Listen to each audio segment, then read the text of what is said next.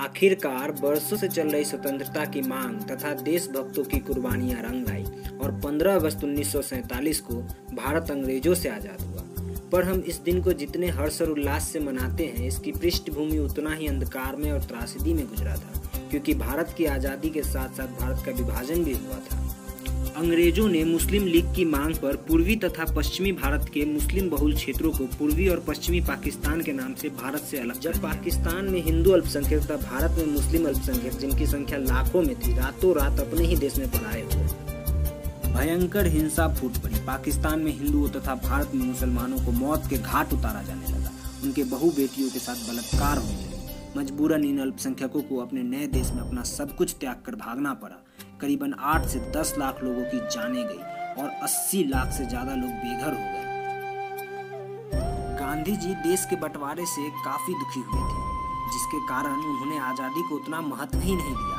हिंसा को रोकने के लिए वह कलकत्ता में अनशनों पर बैठे तथा इसके बाद वह दिल्ली आए और यहाँ भी अनशन किए तथा लोगों से अपील की कि हिंदुस्तान को केवल हिंदू राष्ट्र ना बनाया जाए। पर कुछ कट्टरपंथी लोग गांधी जी को इस सारी स्थिति का जिम्मेदार मान रहे थे। इसी में से नाथूराम विनायक गोडसे ने 30 जनवरी 1948 को प्रार्थना सभा में गांधी जी पर 3 गोलियां चलाई। इनकी मौत की खबर सुनकर पूरा देश शोक में डूब गया और हिंसा भी थम गई। इनके आखिरी दर्शन के लिए पूरा देश एकजुट होने लगा और इनकी अंतिम यात्रा में शामिल हुआ। इधर दूसरी तरफ देश की आज़ादी के समय भारत में कुल 565 रजवाड़े हुआ करते थे। ये रियासतें अंग्रेजों द्वारा अप्रत्यक्ष रूप से शासित किए जाते थे, जहां इनके पास सब कुछ हुआ करता था, सैनिक, राजा और महल इत्यादि भी। माउंटबेटन ने जो आज़ादी को लेकर प्रस्तावना प्रस्तुत की थी, उसके अनुसार या तो ये पाकिस्तान या फिर भारत का हिस्सा बन सकते थे या फिर स्वतंत्र भी रह सकते थे। जब कांग्रेस द्वारा भारत के प्रथम प्रधानमंत्री बनने के संबंध में चर्चा हुई तो सरदार वल्लभ भाई पटेल का नाम ही नामांकित किया गया, पर गांधी जी के इशारे से सरदार पटेल ने अपना नाम वापस ले लिया और पंडित जवाहरलाल नेहरू को भारत का प्रथम प्रधानमंत्री तथा पटेल जी को भारत का प्रथम उप प्रधानमंत्री और गृह मंत्री बनाया गया। साथ ही रियासतों का मामला भी सरदार पटेल जी को ही मिला। चूंकि सरदार पटेल जी एक कुशल वकील थे तथा साम दाम दंड भेद सारे मार्ग अपनाते थे, जिसके फलस्वरूप उन्होंने लगभग सारे रियासतों को भारत का हिस्सा बना ही दिया। कुछ बड़े बड़े रियासतों ने आनाकानी दिखाई, जिसमें प्रमुख थे जूनागढ़, हैदराबाद और कश्मीर। इधर पाकिस्तान को यह हजम नहीं हो पा रहा था। वह भारत सरकार पर आरोप लगा रहा था कि भारत सरकार जबरदस्ती रियासतों से विलय पत्र पर हस्ताक्षर करवा रही है। सबसे पहले जूनागढ़, जो वर्तमान में गुजरात का हिस्सा है, उसने घोषणा की कि वह पाकिस्तान के साथ मिलना चाहता है और इधर कश्मीर स्वतंत्र रहना चाहता था, तथा हैदराबाद, जो कि वर्तमान के महाराष्ट्र, कर्नाटक और आंध्र प्रदेश के कुछ हिस्सों से मिलकर बना था, वहां का निजाम बहुत ही ताकतवर और सामर्थ्य था, वह पाकिस्तान से मिलना चाहता था। पर साफ साफ कुछ बता नहीं रहा था और पटेल की बातों का भी उस पर कुछ खास असर नहीं हो पा रहा था।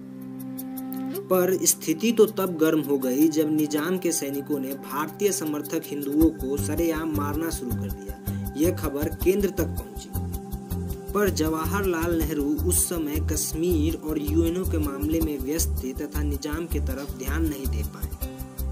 कहा जाता है कि सरदार पटेल ने बिना नेहरू के इजाजत के ही 13 सितंबर 1948 को मिशन पोलो के तहत भारतीय सैनिकों को हैदराबाद भेज दिए। कई दिनों तक युद्ध हुआ तथा अंत में निजाम को भारत के साथ विलय करना पड़ा। जूनागढ़ में भी कुछ ऐसा ही हुआ। सरदार पटेल के लाख समझाने के पश्चात जब नवाब नहीं माना तो अंत में वहां जनमत के लिए वोट कराए गए और लगभग सारे वोट भारत के पक्ष में पड़े और नवाब को ना चाहते हुए भी भारत के साथ विलय पत्र पर हस्ताक्षर करना ही पड़ा। इसी प्रकार सरदार पटेल के हाथ में जितने भी रियासत पड़े, उन्होंने उसे तोड़ मरोड़ कर भारत का हिस्सा बना ही लिया। इसी कारण भारत के एकीकरण का सारा श्रेय इन्हीं को जाता है।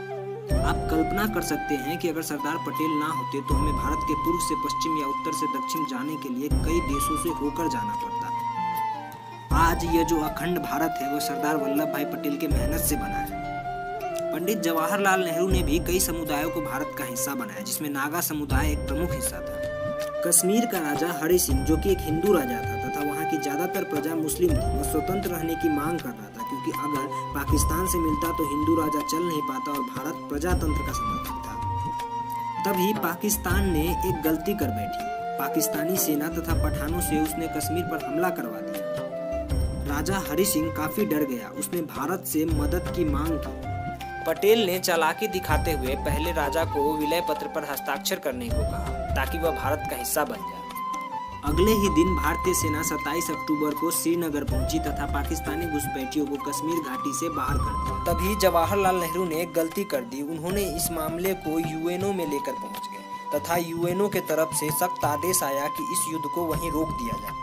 यह युद्ध जहां रुका उसके पार के कश्मीर को हम पीओके कहते हैं तथा पाकिस्तान उसे आज़ाद कश्मीर कहता है। अगर भारतीय सेना को थोड़ा और समय मिला रहता तो पूरा कश्मीर आज भारत का ही होता। इसी कारण कुछ लोग पंडित जवाहरलाल नेहरू को देशद्रोही तक मानते हैं, जो कि पूरी तरह से एक गलत सोच है, क्योंकि पंडित जवाहरलाल नेहरू एक ग्लोबल नेता थे तथा वह भारत की छवि को यूएनओ के समक्ष साफ रखना चाहते थे। ये बात सत्य है कि अगर यह मामला सरदार वल्लभ भाई पटेल के हाथों होता तो स्थिति कुछ बेहतर होती और आज हमारे जवान कुछ कम शहीद हो रहे होते। पर इसका मतलब ये नहीं कि जवाहरलाल नेहरू ने देश के साथ दगा किया था। अंततः अगर ये वीडियो आपको पसंद आई होगी तो हमारे चैनल को सब्सक्राइब करना बिल्कुल ना भूलें और लाइक करें और हमारे चैनल पर हमेशा बने रहें।